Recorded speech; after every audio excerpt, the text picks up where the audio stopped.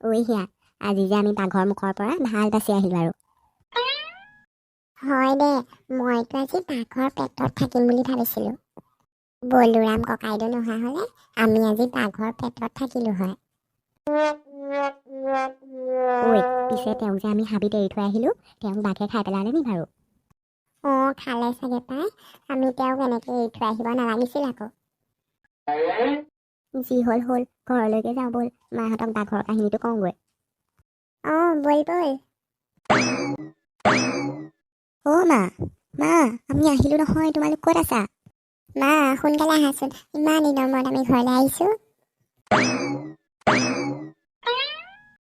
আহি হিয়া, তোমালোক কেতিয়া আহিলা? আইঅ' মাত বোল এটাও দিয়া নাই, মনে মনে বহি আছে সিহেও। অঁ মা, আমি চিঞৰি আছিলোঁ, তুমি শুনা নাছিলা আকৌ?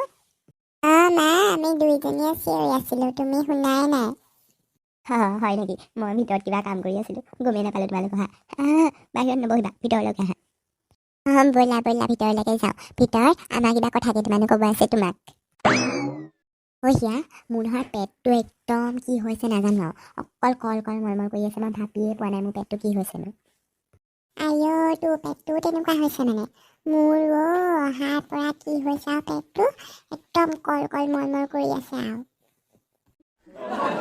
ঐ, আমি হাবিত বাঘ দেখি এনেকুৱা অৱস্থা হৈছে নেকি বাৰু? ঐ, মোৰো তেনেকুৱা যেনহে লাগিছে, হাবিত বাঘ দেখা পাই আছোঁ, মোৰ পেটটো একদম কিবা কিবি কৰি আছে।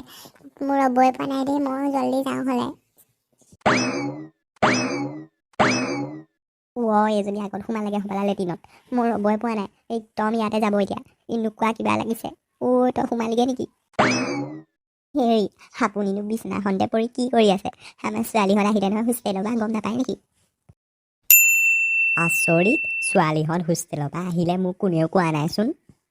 আইঅ', আপুনি সেই দেশ বিদেশৰ কথাটো ক'ত গম পাব? অকল ঘৰতে সোমাই ফোনটো টিপা বাহিৰে আপোনাৰ কামেই নাই আৰু, কাম কিনো? তেনেকৈ নক'বা আকৌ মেনকা। অফিচৰ পৰা আহি ভাগৰে যুগৰে অকণমান শুইছোঁ, তাতো তোমাৰ চকু। হ'ব, এতিয়া মোক চুপতি মাৰি নাথাকিব। ছোৱালীকেইজনী হোষ্টেলৰ পৰা আহিছে, এতিয়া বাহিৰলৈ ওলাই আহক অকণমান। আপোনাক মই ডাঙৰ কথা এটা কোৱাই নাই, ছোৱালীকেইজনী আমাৰ হাগনি বেমাৰ হৈছে হ'বলা, অহা পৰা লেটিনৰ পৰা ওলোৱাই নাই দুইজনী।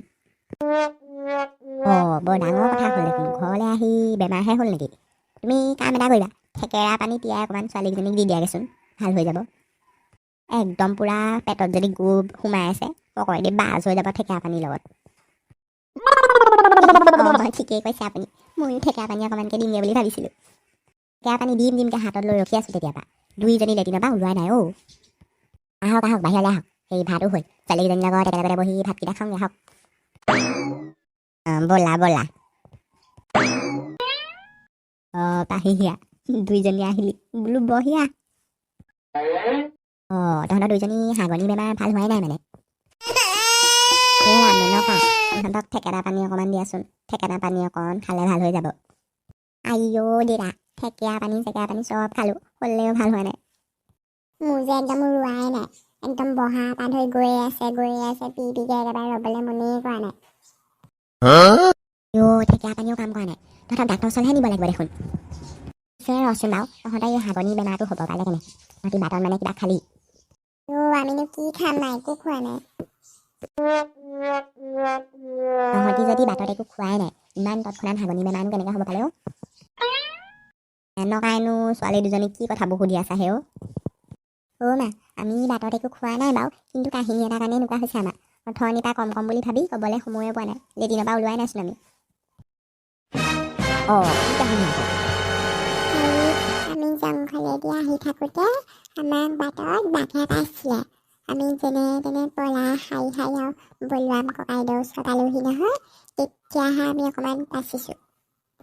মা, বলোৰাম ককাইদেউ নবচোৱাহেঁতেন আজি আমাক বাঘে খাই হজম দিলেহেঁতেন।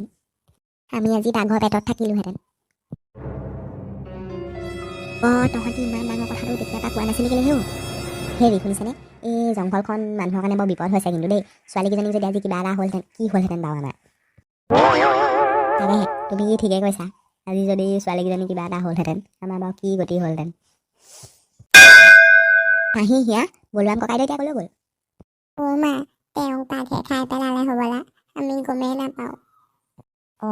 বৰ ডাঙৰ কথা হ'ল দেখোন, গাঁৱত এতিয়া কথাটো গম পাইছেনে নাইবা? তেনেহ'লে বন্ধুসকল আজিলৈ আহোঁ। আমাৰ চেনেলটো লাইক, কমেণ্ট, শ্বেয়াৰ আৰু ছাবস্ক্ৰাইব কৰিব নাপাহৰিব। আৰু সেই লগতে কমেণ্ট এটা কৰি দিব আৰু ভিডিঅ'টো কেনেকুৱা হৈছে।